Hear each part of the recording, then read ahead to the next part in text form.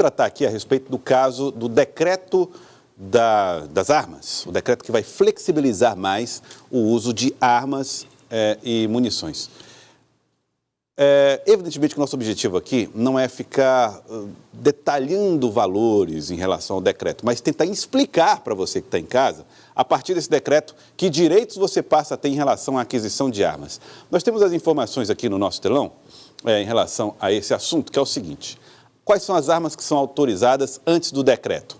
Armas que produzem uma força de até 407 joules, tá? É a unidade de medida de força que é definida para estabelecer esse critério. Na prática, o que é que significa? Que as pessoas podem portar revólveres de calibre 32 e 38 e pistolas de calibre 380. Então, o cidadão comum poderia ter essa arma aqui, claro, depois de obedecer todo aquele critério do processo que é estabelecido pela lei. Com o decreto, há uma mudança. Armas liberadas passam a ser até 1.620 joules, ou seja, quase 4 vezes mais. Que representa pistola .40, passa a ser autorizada, pistola 9mm também passa a ser autorizada. E o pior é que é uma espécie de fuzil, nós temos mais informações aqui, porque entra também nessa lista pistola 45 e carabina semiautomática fuzil T4. Então, ou seja, fuzil já passaria a ser autorizado nesse modelo para as pessoas que obedecem os critérios que são estabelecidos pela lei para o porte de arma, tá bom? Então, dá uma aumentada na potência da arma. Um revólver 38 para um fuzil, você já tem aí uma diferença. E aqui nós temos uma imagem que dá uma ideia para você da força de destruição da arma, tá bom? Uma pistola 380 é o que era autorizado para o cidadão comum até o decreto. Com o decreto, um fuzil T4, que é esse aqui, já pode ser utilizado. Então, por aqui você tem a ideia do porte da arma que você vai poder manipular, caso, claro, repetindo, obedeça aos critérios que são estabelecidos pela legislação. Então, por aí você vê como o decreto tem uma força de autorização para novas armas. Agora há pouco, 14 governadores de 14 estados diferentes, entre eles o governador do estado do Piauí, Wellington Dias, assinaram uma carta pedindo que o Legislativo e o Judiciário se mobilizem, junto com esses 14 governadores, para que seja revogado esse decreto. Eles entendem que isso vai dificultar um pouco mais o controle da segurança pública e pedem uma nova lei, uma nova norma, que ao invés de autorizar armas mais potentes para o cidadão, possa controlar a história de todas as armas desde a sua fabricação e o rastreamento dessas armas também, para que possa ser feito um controle do uso das armas que são hoje consideradas ilegais. Nós estamos recebendo aqui no estúdio o Dr. Lúcio Tadeu, advogado, que tem experiência inclusive como policial também, ele que já foi delegado de polícia e vai conversar um pouco conosco a respeito desse decreto. Primeiro, doutor Lúcio, e lembrando, você pode participar também pelo 9904-0322, que é o número do nosso WhatsApp. Doutor Lúcio, boa tarde, seja bem-vindo. Boa tarde a todos, boa tarde aos telespectadores da Cidade Verde. É um prazer, Joelson, estar com você aqui. Prazer é todo meu, doutor Lúcio. É satisfação muito grande. Doutor Lúcio, esse decreto já me autoriza agora a entrar, a pedir um processo para uma arma de maior poder? Olha, veja bem, o decreto está sendo regulamentado. Naturalmente, você pode já começar a se preparar para ele. Porque não é automaticamente que você vai conseguir essa arma. Quer dizer, existe um ritual a ser seguido, desde sempre, né? O que vem trazer de novidade nesse decreto são algumas mudanças nesse ritual. Por exemplo, você terá que ter antecedentes lícitos, né? Bons antecedentes, você não pode ter nenhum tipo de restrição na justiça ou na polícia, na justiça criminal, na polícia, até mesmo um boletim de ocorrência, um inquérito que você esteja respondendo, pode te inabilitar para adquirir essa concessão do porte de arma. Agora, você precisa ter um treinamento numa escola de armamento e tiro. Esse, para mim, é um dos pontos principais, como também é a análise psicológica, do seu perfil psicológico. Ou seja, o senhor acha importante a habilidade com o uso da arma, fazer aquele curso, e saber se a pessoa é psicologicamente capaz de portar? Joel, usar uma arma não é brincadeira, não. Cara, não é o sentido de você comprar uma arma e sair atirando. Você tem que conhecer a arma que você tem. Você tem que saber manusear aquela arma, você tem que saber limpar aquela arma, você tem que aprender a desmontar aquela arma, para você ter condições de ter um instrumento que vá atender num estado de necessidade e não se tornar contra você. Mas doutor Lúcio, a população está um pouco assim. O bandido pode ter arma, o bandido pode ter revólver. Por que para mim é tanta dificuldade? O bandido é bandido. O bandido é bandido. Eu não posso querer me comparar com um bandido numa atitude ilícita. Veja bem, esse decreto veio facilitar a vida do cidadão comum. Quem é o cidadão comum? Aquele que não faz parte, né, das categorias dos profissionais de segurança pública. Certo. Quer dizer, o que era complicado anteriormente, apesar de você participar de todo esse ritual, escolher uma arma de uso permitido, ter antecedentes que lhe autorizem, como disse, ter ficha limpa, criminal, você ter o curso de armamento e tiro, você preencher os requisitos psicológicos, mas quando você chegava na autoridade policial federal, ali ele tinha o poder discricionário de te negar o porte de arma. O delegado decidiu, dependendo do delegado, eu consegui toda a vida, desde quando fazia parte da Polícia Civil, lembra o DOPS, o DOPS, como chamavam, o delegado que concediu o porte de arma, ele tinha esse poder discricionário. Hoje não. Hoje as categorias que estão autorizadas a ter porte de arma têm que passar por todo essa via cruz. Seja o advogado, seja o produtor rural, seja o comerciante, o empresário, né? Aquele cobrador. Então, ele tem que passar por essas vias cruz. Agora, ele preenchendo todos os requisitos legais, a autoridade policial não pode, assim, discricionariamente, negar esse porte, sem fundamentar ou mostrar que aquele cidadão, aquele candidato, deixou de cumprir uma daquelas regras. Cumpridas a regra, obrigatoriamente, lhe será concedido o porte ou o registro que chama posse de arma. Bom, dúvidas que começam a surgir aqui dos telespectadores. O Arimatea está mandando mensagem para o nosso WhatsApp e perguntando se vigilantes já podem se beneficiar desse novo decreto, já que ele já tem autorização para andar armado, só faz agora comprar uma arma mais cara. Não, o vigilante, veja bem, o vigilante, ele não tem autorização para andar armado, não. Ele tem autorização do porte de arma no serviço. Se ele presta serviço da agência bancária de 8 às 16 horas, dentro do prédio, ele vai poder portar a arma, naquele horário de expediente. Se ele sair dali com aquela arma na cintura, ele é preso. Bom, então vamos estabelecer logo essa diferença, o que é a posse e o que é o porte da arma, né? Não, a posse é você ter uma arma registrada consigo na sua casa ou no seu escritório.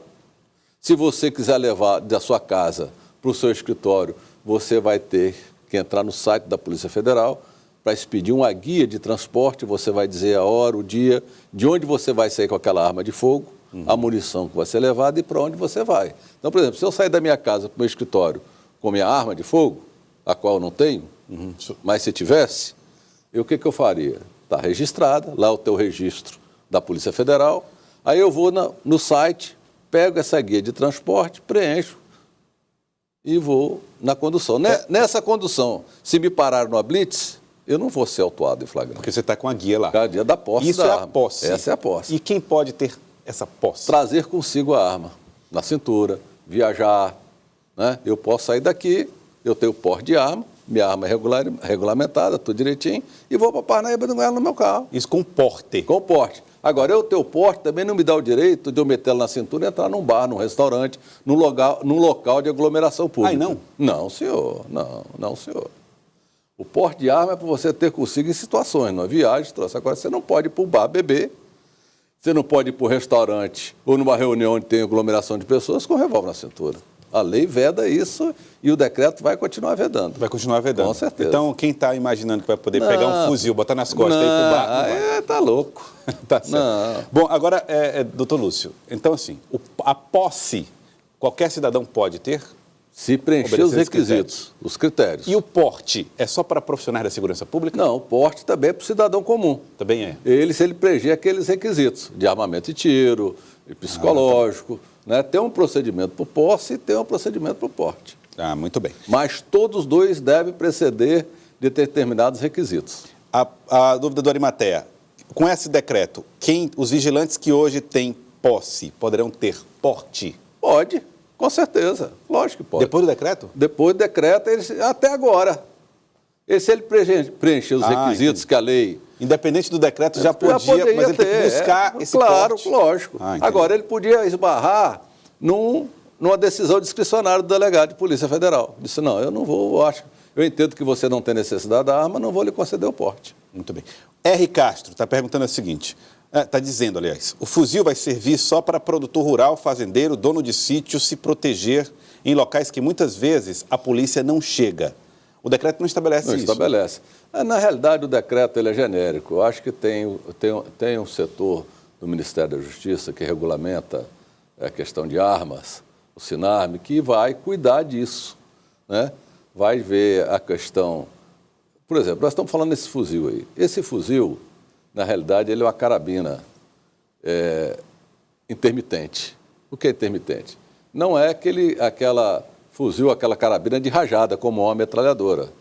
O tiro dele é como uma pistola. Tá, tá, tá. Ele não é contínuo, né? Rajada. Isso é que faz a diferença dele para o uso civil e para o uso dos profissionais de segurança pública. A diferença é só essa? A diferença é só essa. A de rajada é exclusivo, né, restrito às forças policiais. Rajada apertou o gatilho e vai fazendo a desgraça. Aí a bala vai saindo. Agora, eu vejo que um fuzil desse, eu não tenho ideia de preço, mas deve ser muito caro. E não deve ser a correria muito grande. Eu acho que a grande queridinha de quem é adepto ao porte de arma vai ser a .40, 8 a 9 milímetros. As pistolas? As pistolas que hoje já tem muito aí na clandestinidade. E é uma oportunidade, né? Para quem gosta, para quem... Eu não sei se dá para legalizar essa, porque ninguém sabe a forma como foi adquirida e a entrada dela no país. Porque grande parte dessas armas são contrabandeadas. Então não vai legalizar a arma contrabandeada? Eu acho que já passou o período, né? Aí tem que ver também, o Ministério da Justiça vai regulamentar a situação da legalização dessas armas. Mas vai ter o poder agora de adquirir numa fonte lícita, como o fabricante Taurus, que deve estar aí soltando foguetes com esse decreto, né? Que vai sair de uma situação difícil que passava. Espero também que melhore a qualidade das suas armas, principalmente das pistolas, né? Apresentaram problemas, né? Há alguns tempos aí, muita gente, inclusive policiais feridos. Espero que melhore a qualidade das armas dela para poder atender a população que queira se candidatar à aquisição de uma arma de fogo de uso permitido. Você falou que o decreto é muito genérico. Um decreto, ele precisa, tecnicamente falando, de uma complementação? Eu acho que sim, ele precisa ser regulamentado, ele precisa ser visto em determinados pontos. Eu quero dizer para você, eu não sou contra, não. Sou contra, não. Eu acho que, veja bem, com algumas restrições, eu não vejo o porquê de ter uma metralhadora dessa. Metralhadora, não. Um fuzil. Uma carabina dessa. Carabina. Né? Eu não vejo. Isso aí é casos raríssimos. Como é que justifica um comerciante aqui dentro de Teresina, na minha casa, eu tenho Mas é gosto, né? Gosto de escova de dente, cada um tem o seu. Agora, eu acho que nessa questão do revólver, da pistola, né? Eu não sou contra, não. Eu acho que é muito melhor você ter a arma na mão de quem tem o controle, de quem você conhece o DNA da arma, de quem você sabe que, pelo menos, tecnicamente, ele está preparado. Porque passou por aqueles testes. Exatamente. Quer dizer, todas essas... É como um motorista habilitado. Pois é, eu acredito que todas essas escolas de curso de formação devem sofrer um rígido controle da Polícia Federal e do Ministério do Exército. Eu particularmente sou contra, né? Mas é como disse o doutor Lúcio, cada pessoa... Eu não me vejo... Eu quero dizer para você o seguinte, eu usei arma há muito tempo, né? Cheguei a fazer curso de armamento de tiro, tanto pela Taurus como pela CBC, mas eu não me vejo, sinceramente, atraído a ter uma arma de fogo. Aqui o telespectador está dizendo assim, o Castro está dizendo, olha, antigamente era menor o número de assaltos e invasões, que sempre os bandidos tinham dúvidas se naquela casa existia ou não algum tipo de arma. Para os bandidos é um efeito psicológico que se cria. Será que vai funcionar, doutor Lúcio? Amigo, antigamente você não tinha o crack, antigamente você não tinha a cocaína, antigamente você não tinha essa criminalidade desenfreada que assola o país e o mundo. Quer dizer, ontem eu estava assistindo uma série aí numa dessas TV aí fechada, eu sempre assisto sobre essa questão da explosão do narcotráfico na América do Sul. E o crack foi realmente o que explodiu tanto o comércio ilegal de entorpecente, enricando muita gente e criando essa mazela humana que é essa dependência química, principalmente do crack. Uhum. A Ellen Costa está dizendo uma coisa aqui que aí eu precisaria consultá-lo realmente, essa consulta aqui é importante. Especialistas e entidades de segurança pública dizem que a medida é uma forma de burlar o Estatuto do Desarmamento.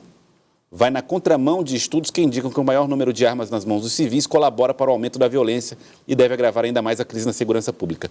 Primeiro, em relação a essa história do decreto do desarmamento, isso aqui burla o decreto? Olha, o decreto do desarmamento, na realidade, o Estatuto ele nunca funcionou, não é?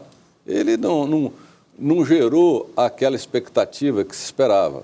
Dificultou a aquisição tanto do porte de arma do cidadão que tem condição de usar, que tem condição de manter uma arma em casa ou consigo, né?